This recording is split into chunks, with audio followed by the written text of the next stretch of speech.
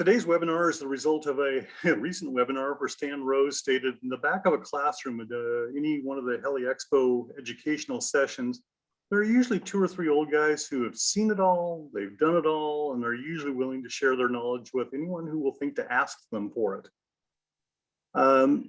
You might call that networking, or you might more accurately call it mentoring.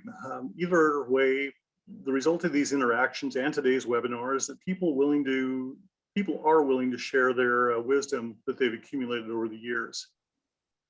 Education and training are the backbone of safer VTOL operations, regardless of the source. Today's speakers combined have over 150 years of experience. I'm not going to ask which one of them has the most, that wouldn't be fair. An interesting thing about wisdom is it doesn't usually come from a training manual. It will come from the sweaty hands on gripping a cyclic when things are going wrong. Perhaps it comes from learning an easier maintenance technique, or maybe it comes from years of interaction with some of the best people in the industry who are willing to share their experience and wisdom themselves. Kind of as a result of that, at one time or another, most of us have had a question about rotorcraft that we may not want to voice in public. We don't want to say it out loud because we don't know how people will perceive us when we ask something like this. And so this is the safe spot today to ask the questions you've always wanted to ask, but you didn't want to hear somebody say it out loud. If you submit a question in the question module, we will try to get to it as we go throughout the webinar, and we will de-identify you. None of the questions today will come from anybody by name. After all, we want to make sure that you get the advice you need, and we don't want to embarrass anybody. So let me go ahead and get started with the panelists today. First of all, actually, Jim Viola, our president and CEO, is not joining us today. He had a meeting pop up at the last minute, and so he will not be joining us. We have Bill Hopper, who is the director of safety for Helicopters, Inc., one of the largest electronic news gathering helicopter operations in the nation. We have Jay Heffernan, who is the chief executive officer of Jay Heffernan Helicopter Safety Solutions. Jay is also a past employee of Helicopter Association International. And we have Stan Rose, the chief executive officer for the Helicopter Safety Alliance, and who has also been a past employee here at HAI. As always, and especially today, this is an interactive event. We do encourage you to ask questions. Please use the question module at wherever it is on your screen. We will try to get to as many of them as we possibly can. Again, we don't need to identify who you are. And then finally, the video, this webinar is being recorded. We will get the recording posted to our website and to YouTube as fast as we possibly can. Usually it's Friday, but sometimes it's Monday, depending on how long things go. So with that, let's get started. I invite Bill, Stan, and Jay to bring your cameras back up, and let's get things rolling.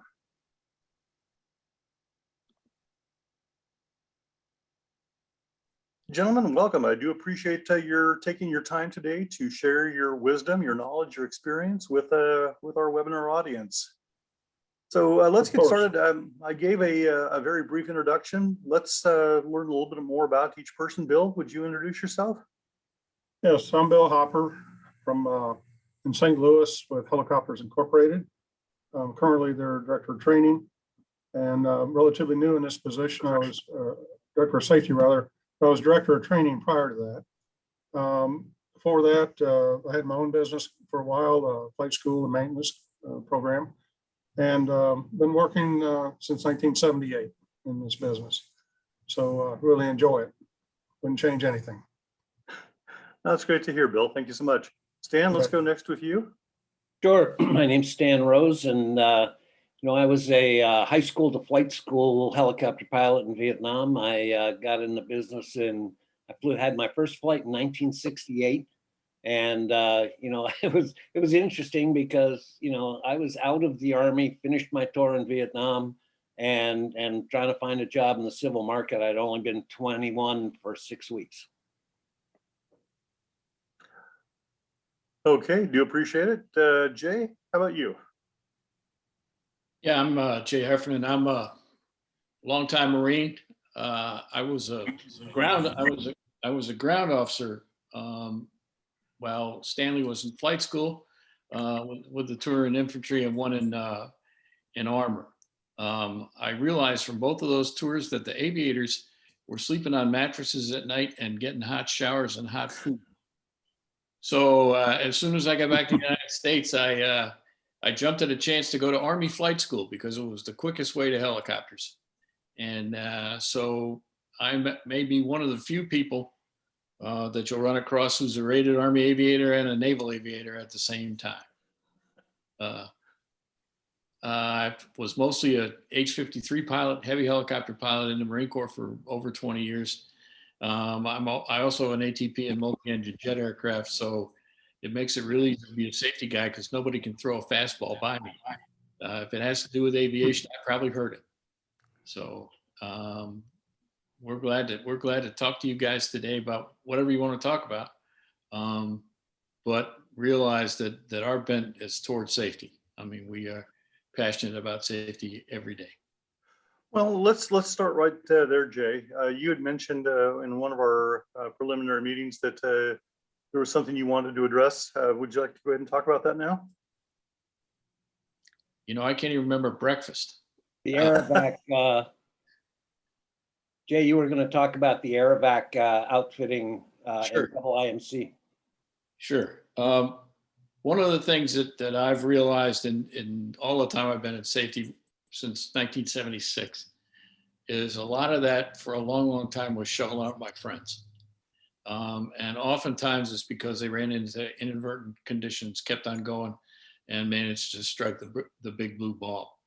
I'm one of the lucky guys who had an inadvertent encounter, and I was able to fly my way out of it. And if you are a big fan of HAI, in the summer of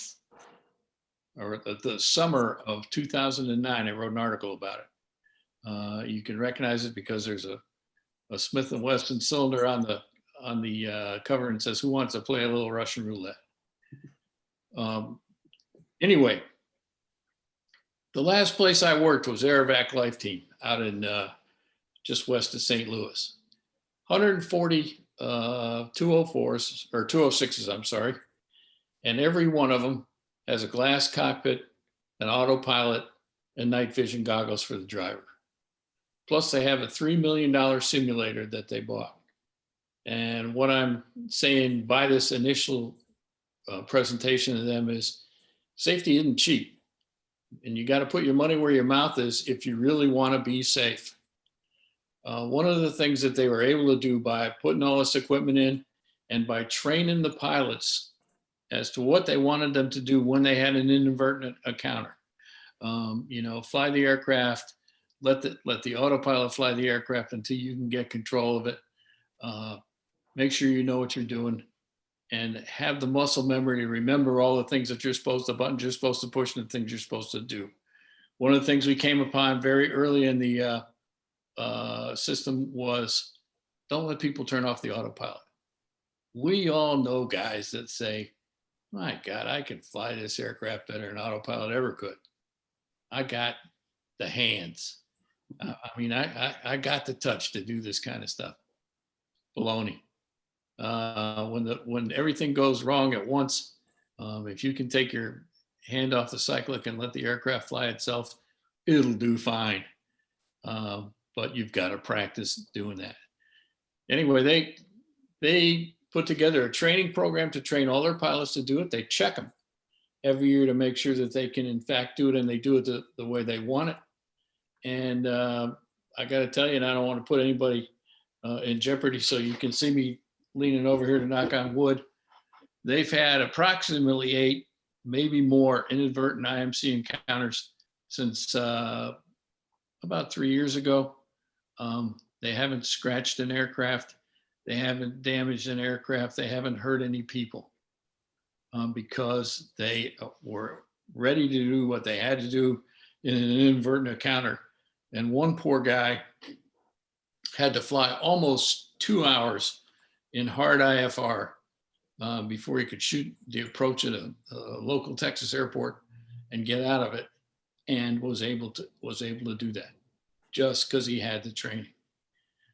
If you don't have the training, you know, the one improvement we've made in aviation is when I started, the average time till you were dead, if you went inadvertent IMC, was 44 seconds.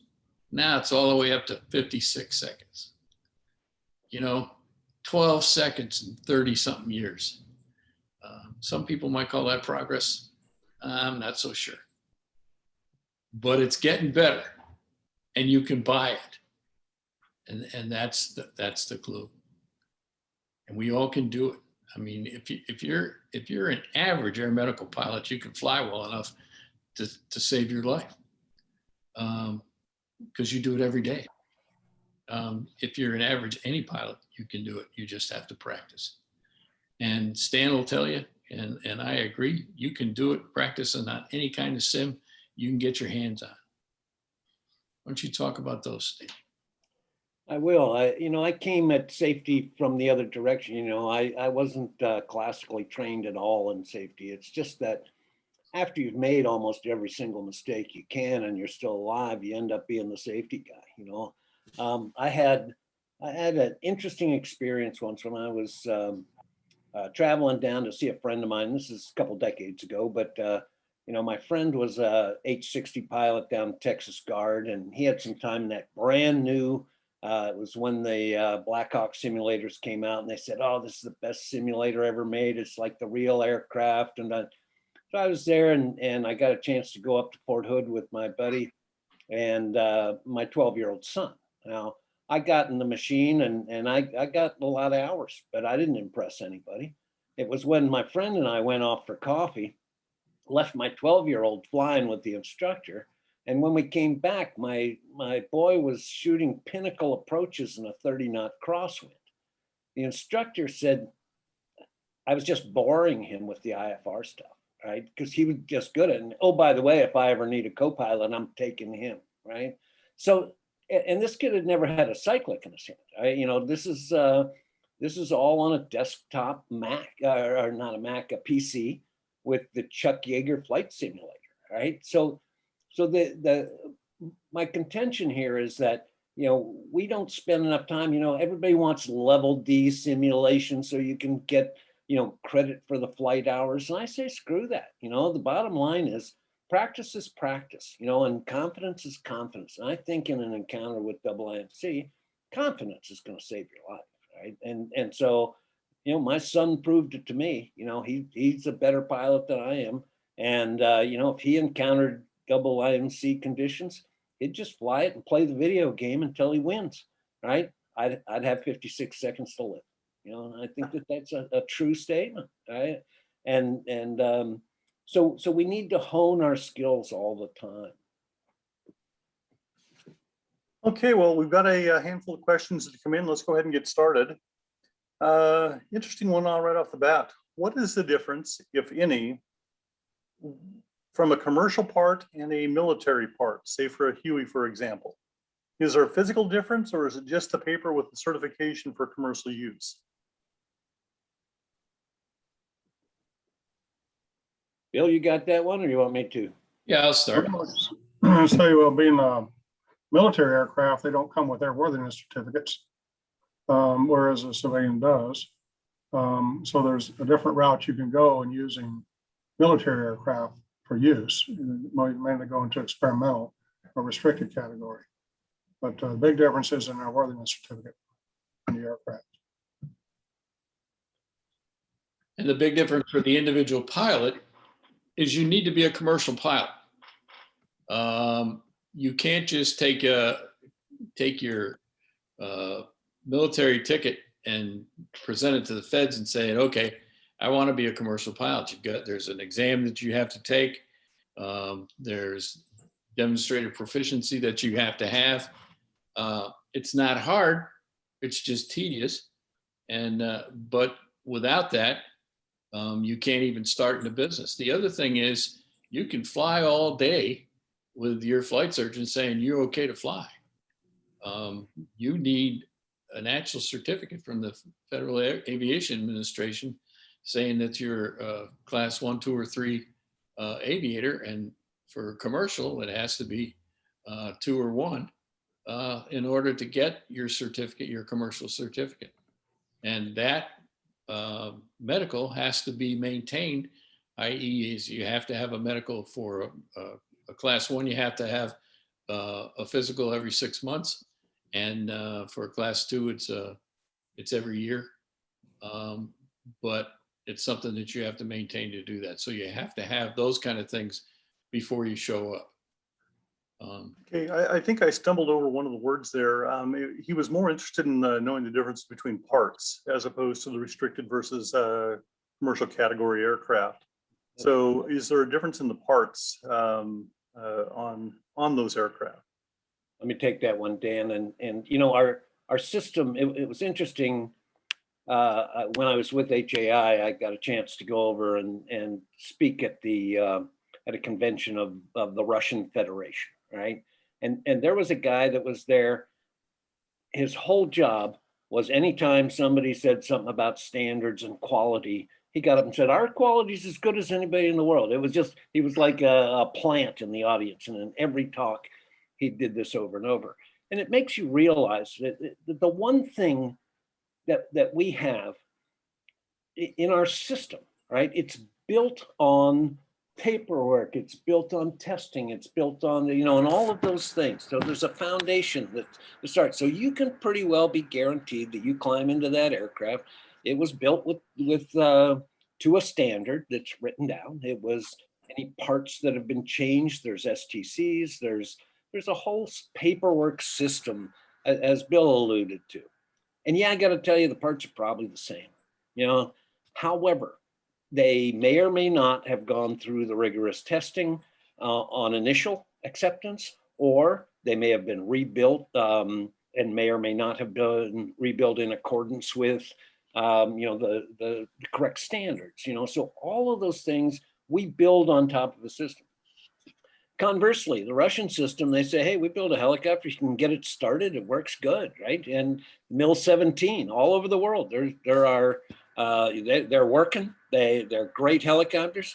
But when I was with a maintenance company over in Southeast Asia, you know, somebody brought us one of their engines, you know, a timed out engine from a Mil 17, and they said, can you rebuild this? And we took it apart. The answer is no. It's not built to a tolerance level that we could actually put it back in service, right? So all those things add up. And listen, I know the flavor of this question, and it might be a little frustrating when over at the surplus store you can get the part for $300 and it's $3,000 from Bell Helicopter.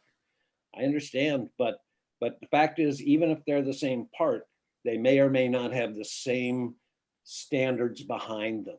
Right. And that's why you literally, if you run a shop and rebuild military and civilian parts, you have to have a lock between the two.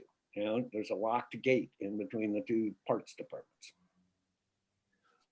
And it's a difference in philosophy in between the way Americans do things as far as building aircraft and the way some other countries do.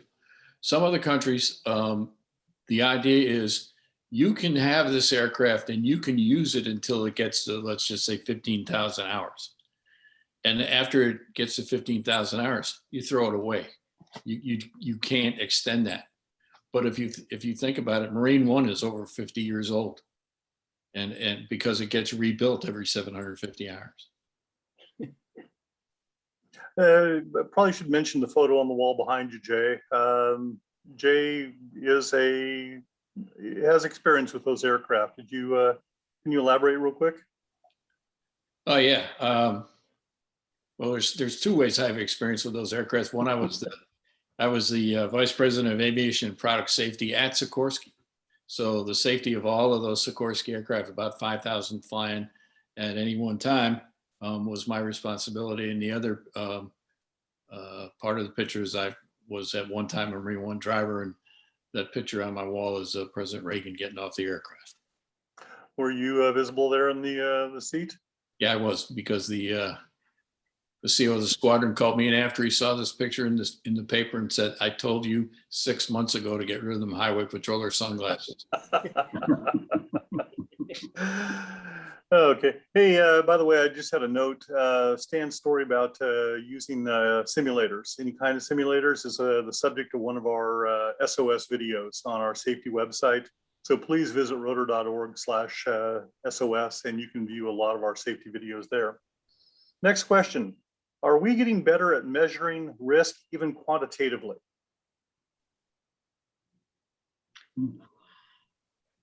I got to say we are.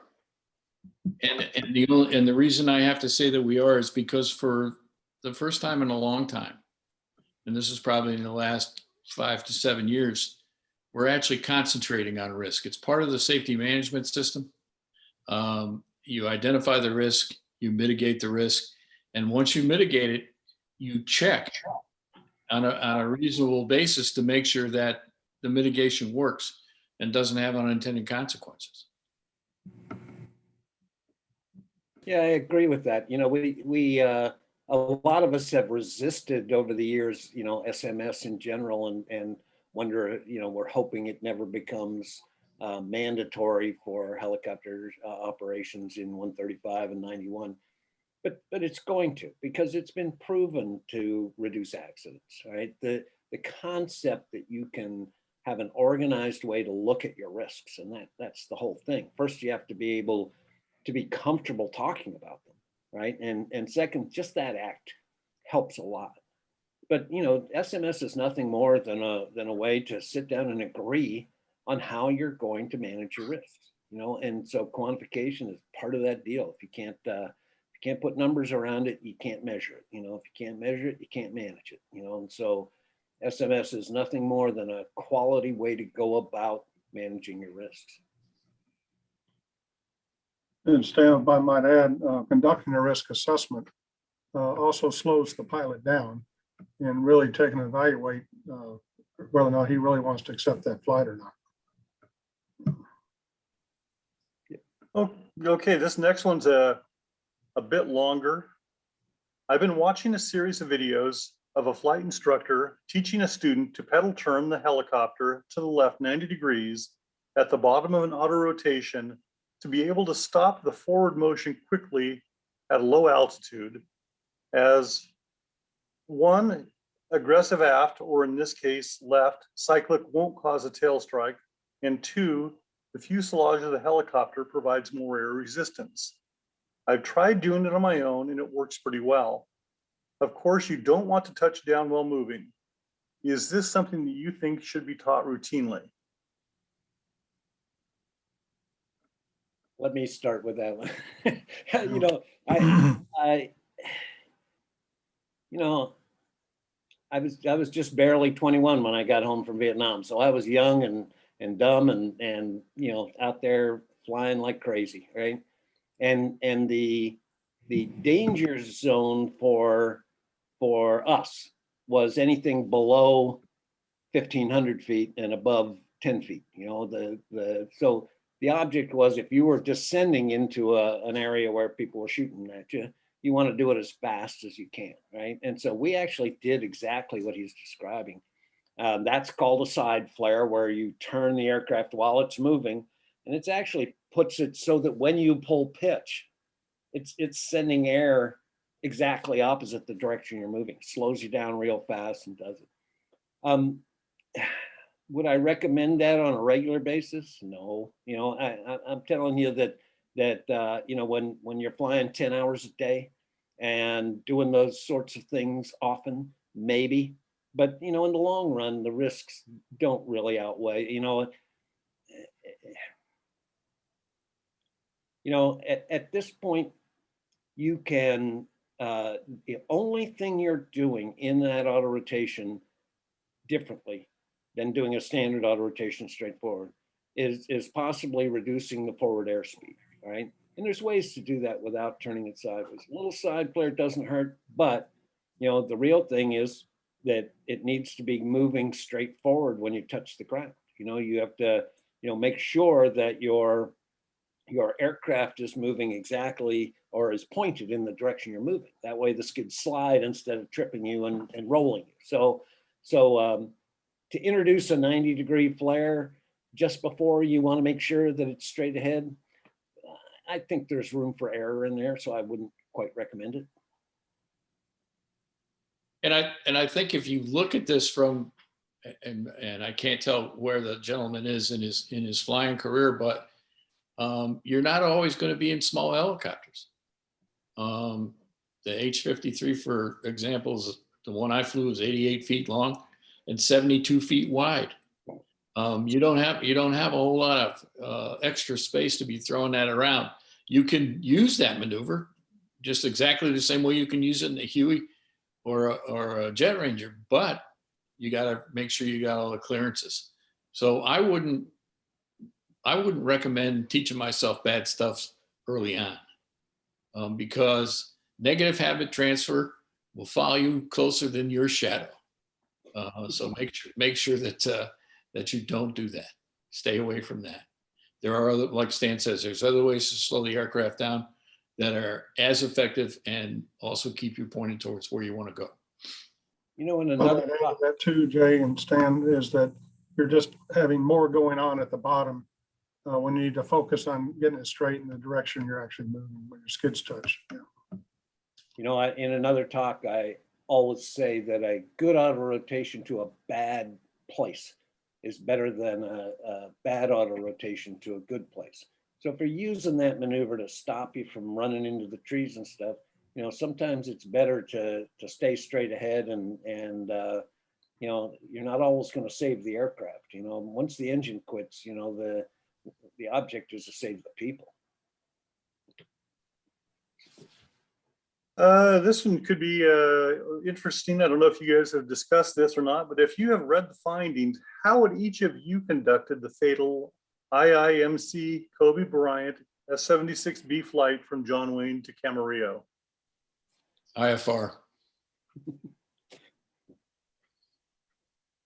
This is an S-76, right? A couple of things I might want to point out. How long were they scud running, right?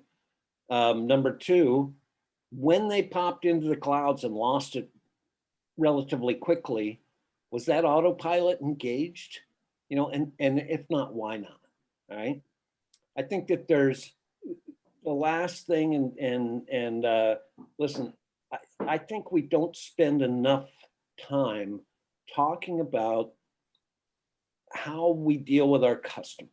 It's really hard when you have a high profile customer. It's really hard to say no to them, right? They show up, they're 10 minutes late, the weather's bad, and all of a sudden, you know, you're sitting there going, you know, we shouldn't be out in this. And they say, well, if you don't fly us, we don't have time to drive. I'll miss my appointment, you know, and you know, you have to, you know, you always, I know we want to say yes, and it's really hard. And I can just imagine a conversation that says, well, you know, I can see down the road, can we just try it?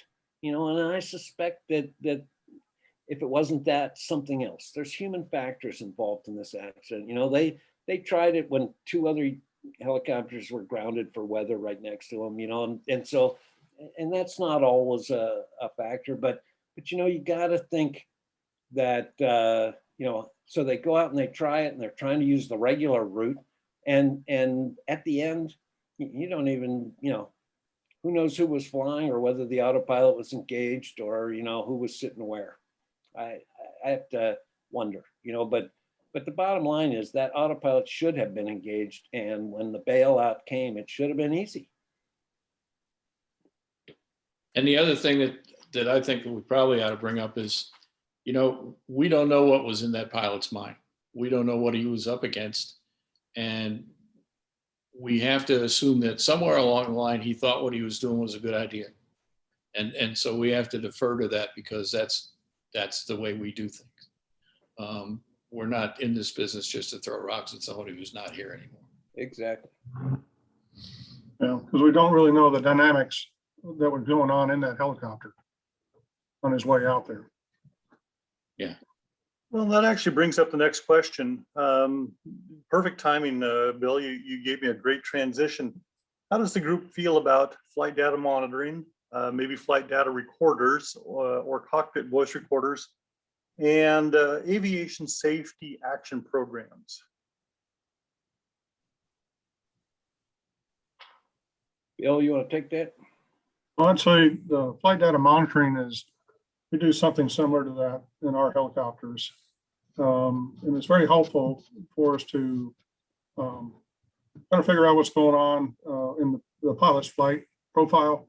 It would also help if, in case there was an accident, to be able to help understand what happened in that accident. And hopefully we don't ever have to go there, but it is a useful tool.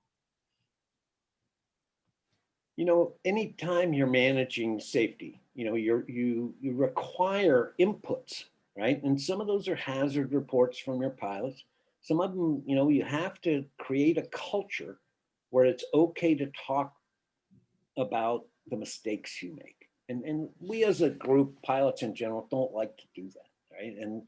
And so it's, so the more input you have into the system, right? Either by maintenance inputs or, you know, people doing hazard reports or talking about, you know, what worked, what didn't work. You know, the data that comes from the helicopter is really important, right? And, you know, early on when we started putting these in helicopters, there were a lot of people that said, I don't want a tattletale system in my helicopter and stuff. And, you know, I had an interesting encounter with Mike Hurst, who was the chief pilot of PHI. And a dandy guy. I mean, he was just a decent human being, right? And he said, you know, he's got a whole bunch. I think he had 400 helicopters at the time and probably 800 pilots. And he said, they're all going to hate me for putting this in, you know. And he said, one day I knew it was working because I was in my office and one of my pilots walked in with the stick in her hand, right? And she said, something happened during the flight. And I want to know whether it was me or the aircraft. And I'm not going back out. And he says, we have a union. The way this works, I'm not allowed to see this data from you. I have to see it after it gets filtered through a committee. She said, BS, I want to know what happened. And you've got a computer. And he actually had to walk out of his office and let her use it, you know, and show her how, right? But that was, at that point, you recognize that the pilots trusted that, you know, that there was a just culture. They weren't going to be fired for making a mistake. We're going to talk about how mistakes get made. There might be something in the system. There might be something in maintenance. All of these are inputs, you know, and being able to be comfortable with that, you know, makes the system work, you know. So this is how you get to a point where SMS is your friend, you know, that it works for you. And data is a wonderful tool, right? And I'll give one last example of why I want data monitoring in my aircraft, right? Is that, you know, there's days where you're out there flying at max gross weight and you're hovering, you know, at the edge of the parameters, right? And a deer runs across in front of you on the taxiway and you flinch, right? Now, how many of us really believe that we didn't over torque it just then? But you weren't looking at the torque gauge. You weren't looking at the temp gauge. You don't know what happened. However, when the maintenance guys come along and they say, well, did you over temp it or over torque it? I have to say probably, right? And they have to say, well, that means we rebuild, you know, there's a maintenance procedure. If you actually know how much and for how long, you know, you may get a lot cheaper repair, either an inspection, hot end inspection versus a tear down on the engine, or, you know, check the torque on the bolt. It takes the mystery out of it. We make mistakes, we have things happen, and data will save you more money in the long run than it will cost you. And on top of that, it's just a key to knowing what's going on in the aircraft. You know? Stan, another example was we've had cases where we've had hot starts, and there's cases where the pilot did not know how high the temperature got. And that's going to make a big difference as to whether or not you have to tear that engine down or not. So in several cases, we have the camera on board and it shines up on the cockpit. And sure enough, we could pull up the picture and it did not exceed the limits. So that saved us a lot. So they're good and handy tools. And the basic thing that I've always fall back on is that aviation is an integrity game. You know, you have to count on the pilot that flew it before you to tell what's going on with that aircraft. The pilot that flies it after you has to believe that you tell him what was going on. So sooner or later, especially in helicopters, aviation is a lot like communism. You're standing out there in the middle of the circle in the snow with no feet or no shoes on your feet, confessing to everybody that you over torqued the aircraft or you didn't do something or you had a hot start, so that they know going down the road what they're faced with. Okay, as long as we're on the subject, just briefly on the ASAP programs, HAI is starting a new program with the Air Charter Safety Foundation. That'll be coming out a little later this month. Do encourage people to watch for the news on that. This looks like it's from well, here. I have my private pilot's license, working on a commercial/instrument rating with 90 hours in a gimbal Cabri G2. How often should I go up with an instructor for auto rotation and emergency/abnormal practice training? Is it your helicopter? Does not state. Auto rotations are the confidence course, right? And again, you know, when I went through flight school,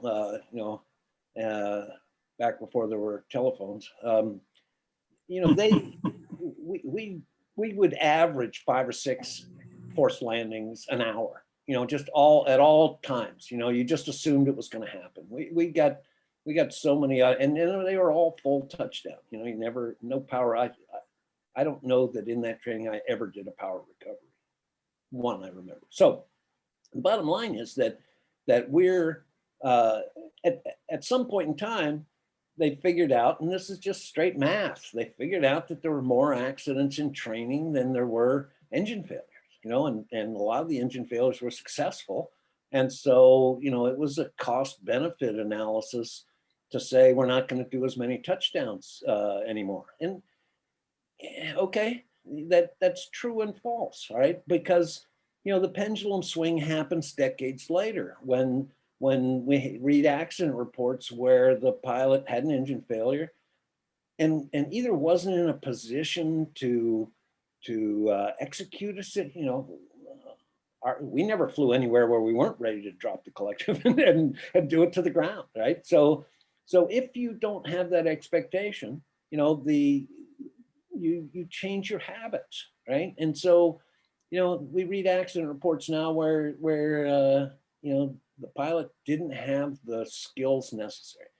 Listen, this is exaggerated for somebody that isn't flying every day, right? And so I believe that you can practice some of these auto rotations. You can practice them in a relatively cheap simulator, right? The bottom line is sim is getting so much better these days. It's a much cheaper way to do it, and it doesn't bend any aircraft, right? Now, is it perfect? No, right? But the bottom line is, if you have the basics of an auto rotation, as I said before, you know, if the engine quits on you, the object is not to save the aircraft. The object is to save the people, you know, first, right? If you bend some metal, that happens, right? Nobody's gonna, you know, call you a bad person for that. But you know, we want to be able to do it. But the part about being ready for it and executing it and getting to the right place and doing it the right way, you know, then the difference is at the bottom, you know. So you can do a sim, but if you're a private pilot and you're not flying very much, you know, right now your only requirement is every other year to have a check ride where you might encounter somebody doing that. I would do it a little more often than that, you know, once, maybe twice a year.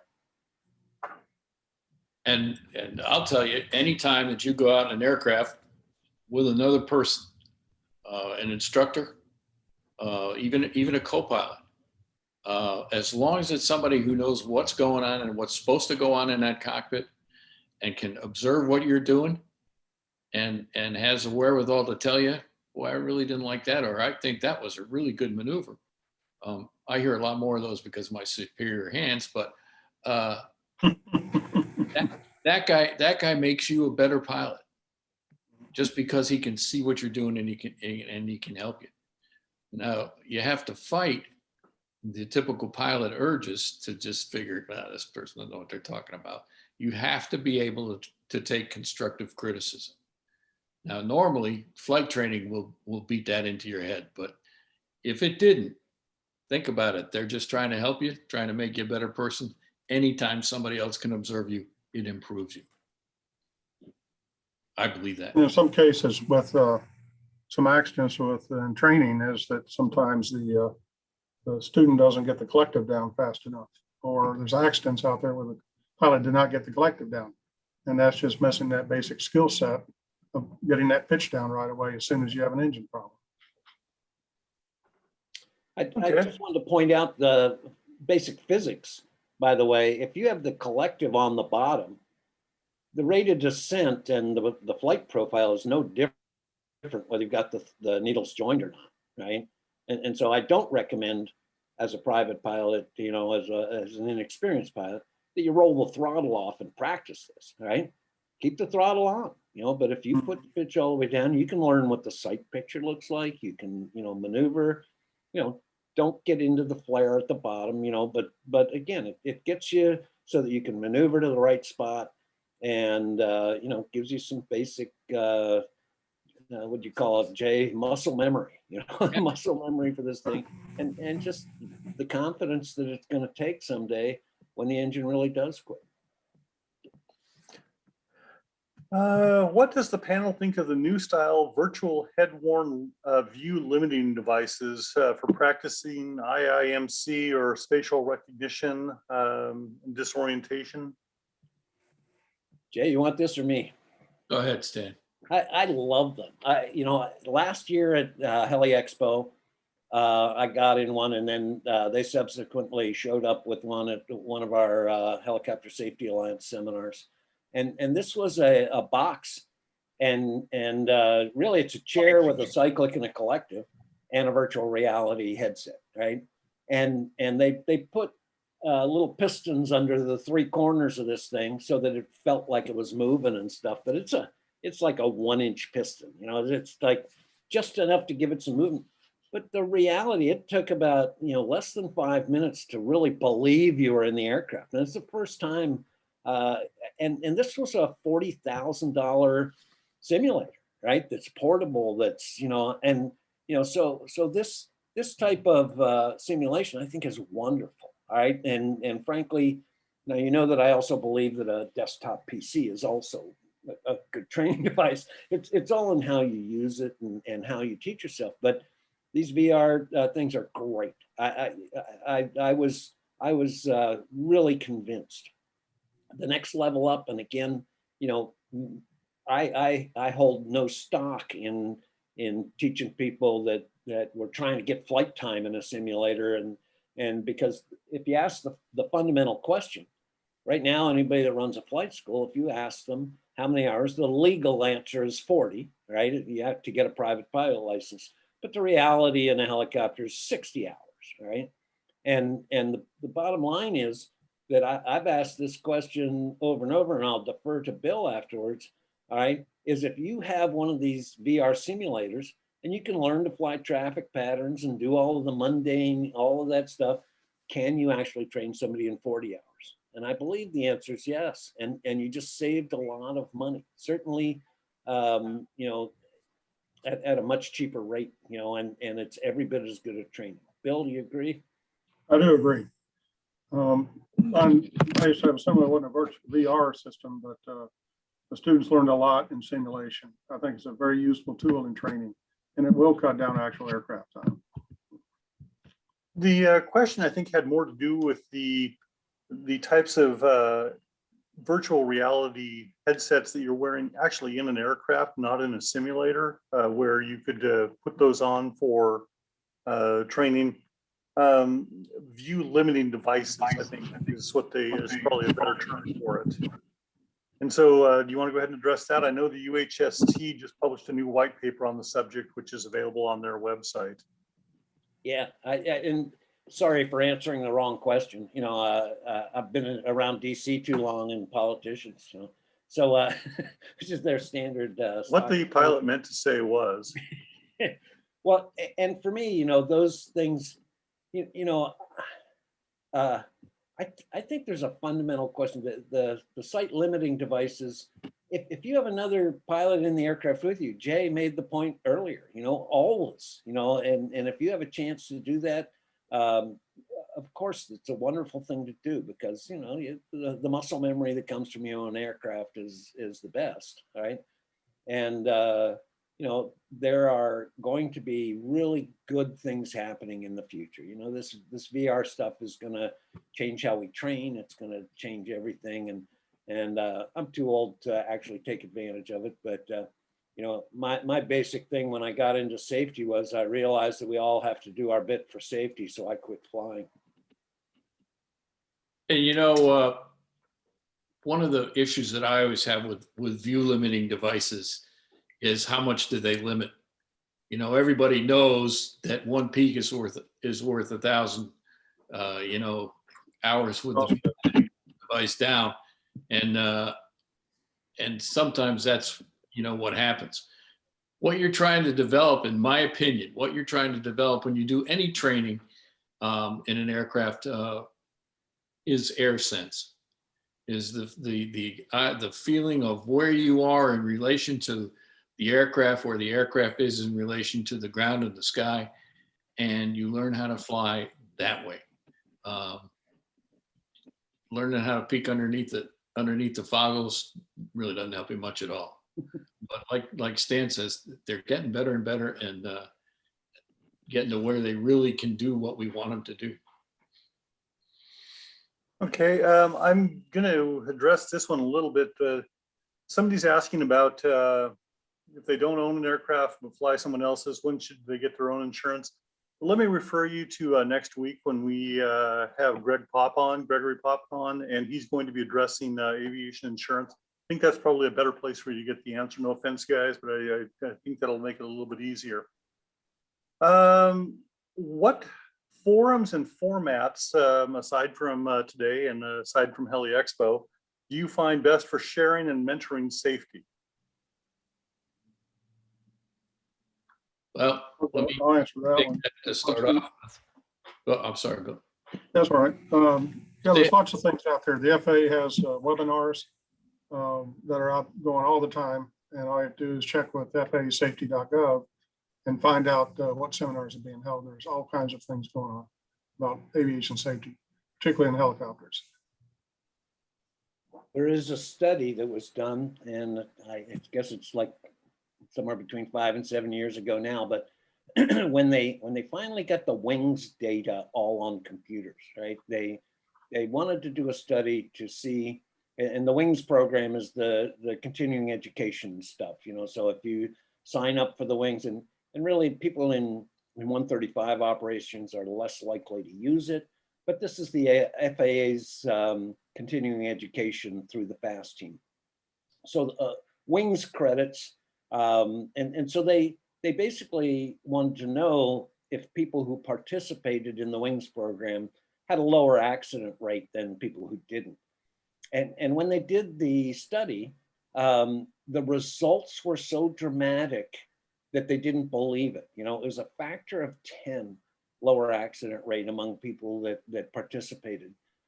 They duplicated the study in what they call the type clubs, the Bonanza Club, the Cirrus Club, you know, those sorts of things, and got exactly the same result. People who participated had a factor of 10 lower accident rate. All right, now listen, this is interesting data. All right, and the two things that are involved there, and I believe this to my core, all right, are continuing education, because you got to keep your brain in this game. You know, you can lose skills, you can lose thought process, decision making, and it's all you know, fixed by good education forums. And the second is peer-to-peer networking. You get a chance to talk to other people and learn from their mistakes, right? So one of the biggest things, if you're not participating in the wings program with the FAST team, do it. I mean, this is a interesting opportunity to really up your safety game, you know, and it's all there and formatted, and they'll make it easy for you. And I would recommend stepping up your safety professionalism. I mean, learn how to work the NTSB's website, learn how to work the FAA's website. They describe at least a couple hundred or more accidents every year in big detail. and tell you what happened or what they found by experimentation or investigation happened. And you can take away from that things that are going to keep you a better aviator a longer time. This one's a bit longer. Talking about aviation safety directors, and his belief is, or her belief is that we all agree that aviation safety is ultimately driven from the workshop floor and the cockpit. The question is, how can the position of an aviation safety director truly influence what happens in the cockpit and on the shop floor? Want me to start? Yep. I wouldn't work for an outfit as the director of safety where I didn't report directly to the man whose name is on the bottom of the checks. You have to have a relationship between the director of safety and the boss that's almost inviolate. And I would disagree with your basic premise. I think that safety is driven from the top down. If the big guy doesn't believe that you need to be safety conscious, nobody in the outfit's going to be safety conscious. So you have to work it from the top down through the process owners and down to the individual pilots and mechanics. And then you have to do what I consider is kind of a cancer analysis. You look at your system, you look at your outfit, and you try and find that guy who's walking around the hangar grumbling that his safety stuff is bullshit, and you just help him find the way, because it's got to be everybody involved, and it's got to be top-down driven. Very true. You have to have everyone engaged with safety.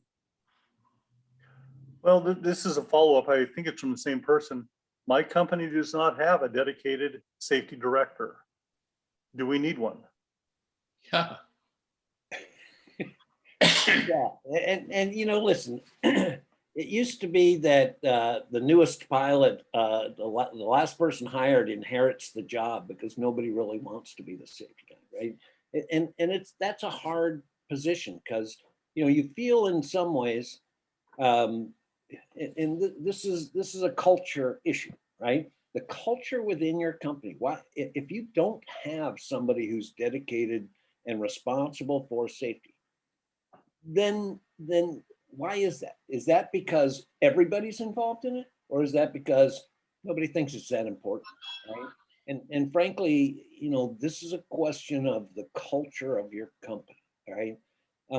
It's one of the great things about SMS, because I never thought I'd use great things and SMS in the same sense, but the bottom line is we have now systemized ways to look at things, right? And being the safety officer isn't the same hard, intangible job it used to be, all right? And so if you're in a company, and I don't know how big your company is, if it's big and doesn't have a dedicated safety person, there's something wrong. If it's small, then we should all be the safety officer. It's kind of like we all should take turns, or do you therefore not have safety meetings? Do we never talk about safety, or do we take turns presenting or bringing up some stuff? It can be done without a dedicated one person, but it can't be done without the culture that says we're going to put some emphasis on safety. Does that make sense? Yeah. It's a tough one. It's a culture question, right? And again, I'd need to know how big your company was. And I'll give you a revelation that used to be very secret, but this is all on tape and people are going to watch this and they're going to hear it, and I'll probably get canceled, but here's the deal. I absolutely, and I'm an aviator, I absolutely don't believe that one of the qualifications to be an aviation safety officer is to be a pilot. The qualification that I think is the most important to be an aviation safety officer is a dedication to the premise that everybody gets to go home in the same condition they came to work in. And that's important. I don't think that's unreasonable. Are we getting better? We've only got a couple more questions left. We're right to the top of the hour. You guys still okay staying for just a couple more? Sure. Yeah. Okay. Are we getting better at introducing new technology with real cost benefit? I'll start with the facetious answer. It seems like the FAA is mandating radar altimeters that were designed in 1949. And we seem to think that terrain avoidance stuff sounds so cool that we ought to mandate that too. You got to be really careful with technology is my answer. There are some great technologies out there, but there's not one that fits all circumstances, you know. And I think that you got to be a little careful. I mean, you know, we should be writing regulations that ask us to do the right thing, not use the right piece of equipment, right? And that's just my prejudice. And I think we should be fairly specific about it. You know, the thing that the doctors swear to, it says first do no harm. It doesn't say first try not to do any harm. Don't do any harm. Okay. This one, I guess, could deal with internal or external, probably external pressures that a pilot gets. Thank you for your candid stories of experience, camouflage as important safety insights. Do you have any experiences to share or advice to share where a camera person or any other person asked you to fly in such a way that pushed your limits to get the shot? And what would you tell that camera person now, or maybe even a UAV operator? One of the things that we have in that situation is, and always has been a concern, and we support the pilots in that respect, is that if they think what the camera person or photojournalist is asking them to do is unsafe, they will tell them that. And the company will back them up on that. So. Yeah, there's interesting, you know, technology works both for us and for the people we work for, right? You know, it used to be, you know, that somebody wants to get in closer and closer to get that perfect shot. You know, I've had a circumstance where I finally had to say, you know, you're pushing me a little farther each time, so I'm going to set a new standard. Here, if you don't want me moving forward, I have to be at 1,000 feet or whatever it was in that particular aircraft. Well, my camera lens, you know, doesn't get me close enough at that altitude. Well, you brought the wrong lens, right? This is not, you know, poor prior planning on your part does not necessarily constitute an emergency on my part, right? Now, I can get you closer, but I'm going to be moving, right? Now, I have this thing called the height velocity curve. Here's how it works. You know, if you want me at 200 feet, I'm going to be at 60 knots. You know, but we have to practice using our knowledge. You know, we have this thing where we want to please people. We want to do what they want. And you know what? Most of the time, if you're you know, not quite where you ought to be, most of the time the engine doesn't quit. But that doesn't make it okay for you to put yourself and your customer, you know, afterwards, they're not going to say, oh, well, it was the passenger's fault that he's dead, right? They're going to say it's the pilot's fault that he's dead, right? Because the passenger didn't know any better, right? This is a responsibility issue. You know, yes, we want to please them. Yes, we'll do as much as possible. But are you going to put yourself in that position routinely? And the answer should be no, right? This question should have been asked on the ground. You know, and it's really hard because that's not where it happens. You know, I know what reality is, right? But one day, you know, in your career, you know, you'll get pushed too far, and afterwards you'll go, never again. And I can tell you a way that I found to do that very easily. I used to work with a TV station in one of the assignments that I had in air medicine. And their helicopter pilot always wanted to be right there getting the shot. And there were times that he got in the way. And so he and I talked quite a bit. And I finally came up with the idea is I said to him, look, Steve, if you'll get a lens, if you'll get your company to buy you a lens that'll let you stand off at a safe distance and you can, move it in and move it out so that you get the kind of pictures that you need to have, I will give you an exclusive.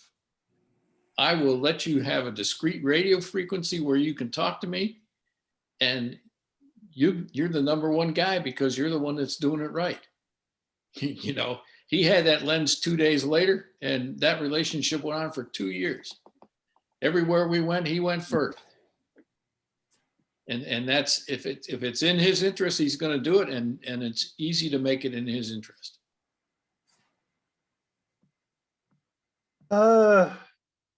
If the big drivers are cost, capability, and availability, where are the best targets for selling safety? Selling safety is the hardest job of anywhere, right? And so, there's a thing called the return on investment for safety. There's a class at Heli Expo every year.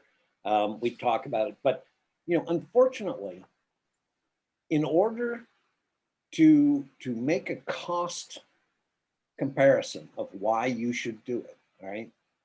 You have to believe that you could have an accident. And most operators don't believe that. If you, there are literally in the United States, there's thousands of small operations, 5 ships or less.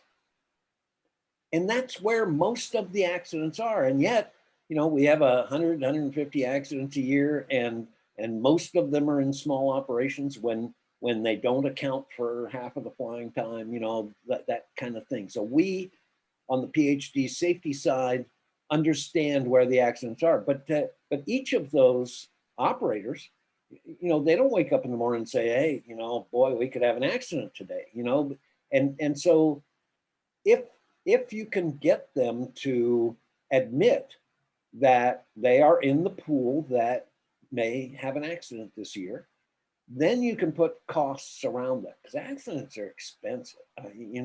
They can put people out of business in a heartbeat. They can, it's unbelievable. It's a skill you don't want to learn to have, how to go through that. Unfortunately in air medicine, we had our turn, and it's, but you have to acknowledge that there's a chance you'll have an accident.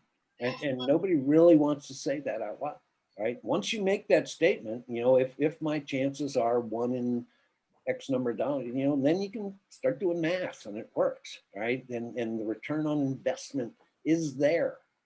And there's ways to do it. Look up ROI of an accident, Jay, ROI on safety, all right? ROI and safety. There's been some good articles written and stuff, but remember, the hard part is at the beginning when you have to convince somebody. You're going into somebody's office and saying, I need you to spend money, right? And the reason is, if you don't, no.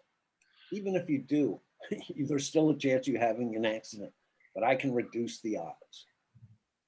That's the only argument we have.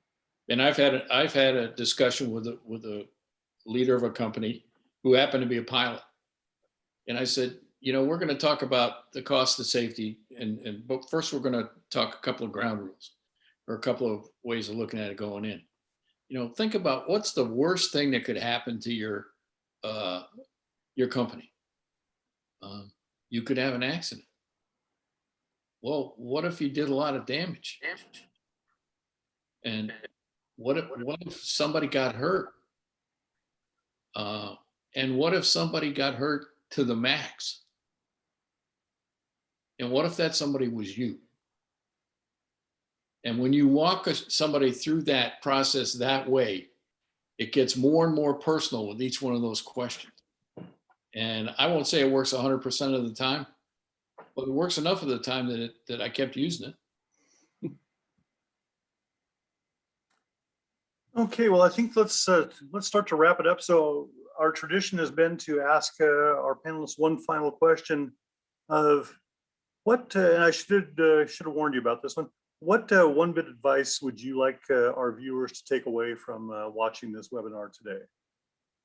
And I'll let whoever is ready to go first, go first. I would start off by saying that if you have standards in your company, follow those standards, be it safety standards. If you're a pilot, use your checklist.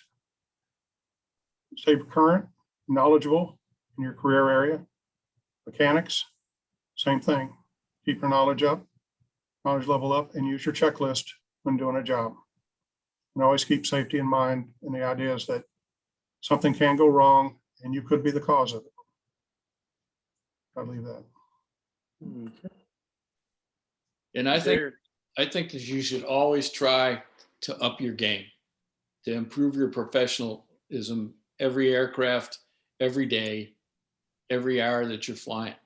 Because one of the things you want to think about is you're not always going to be the brand newbie out there trying to figure out what's going on.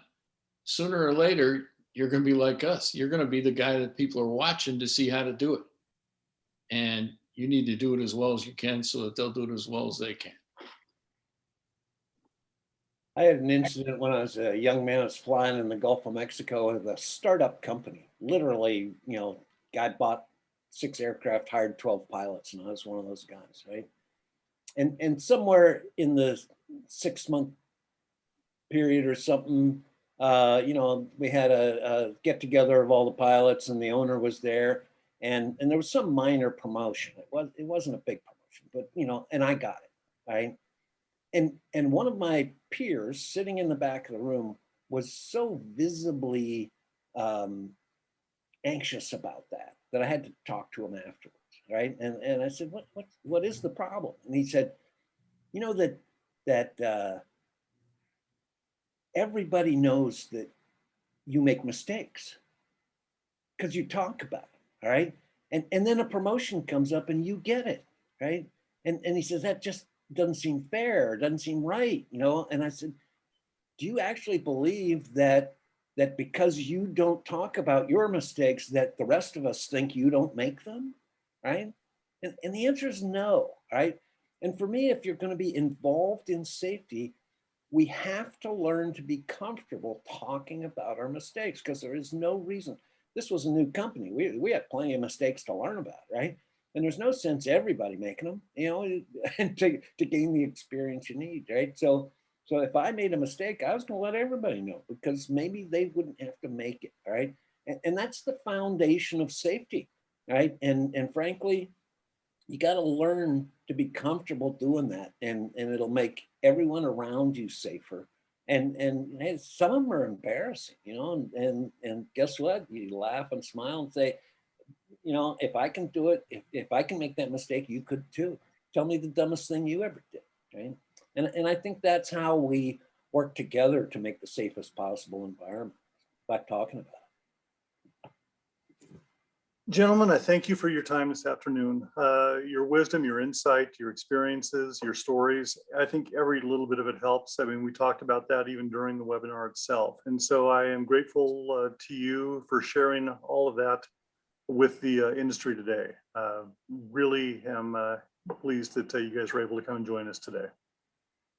Anytime. Thanks, Dan. Thank you. Thanks, Dan. Absolutely. I invite you to go ahead and close out of the webinar. And I've just got a few housekeeping program issues to wrap up with. So See you next time.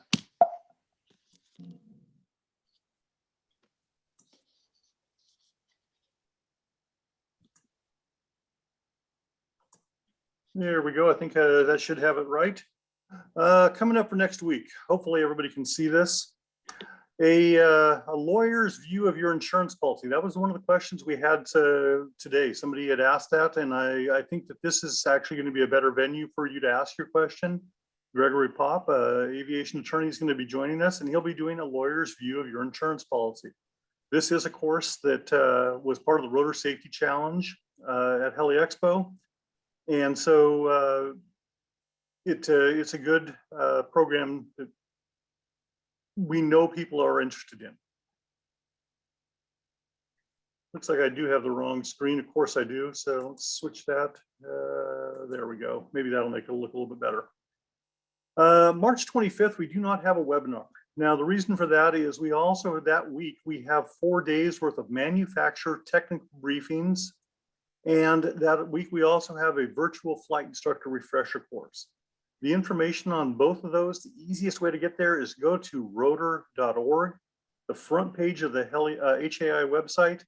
Up in the upper right-hand corner, you will find links for both of those programs. The manufacturer technical briefings are from the OEMs and the manufacturer, or the engine manufacturers. And of course, the virtual flight instructor refresher course is a separate program entirely.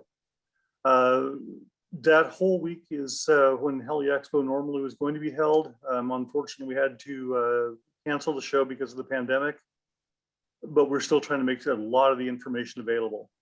Speaking of that, you know that normally during Heli Expo, there are a lot of high-level briefings. I won't tell you yet, but I can tell you in April, we have a couple of the CEOs from a couple of the manufacturers who will join us, as well as the heads of some of the international aviation associations that are affiliated with HAI. So April is going to be a really high level, really interesting month for our webinars. We also have a questionnaire that will be coming to you shortly. We do ask that you take a few minutes to respond. Let us know what you think of the webinars or whatever else may be on your mind. If you want to, go directly to president@rotor.org. You can send an email that tells us what we're doing right, what we're doing wrong. If there's something that you think we could do better, something we need to add, something we need to change, or something we need to drop, just give us a note there. Jim Viola, the president, does see every one of those emails that come in, and he does task the staff with responding to those. So until next time, we do ask that you fly safe, that you be safe, and we will hopefully have you join us next week for our next webinar. Thank you.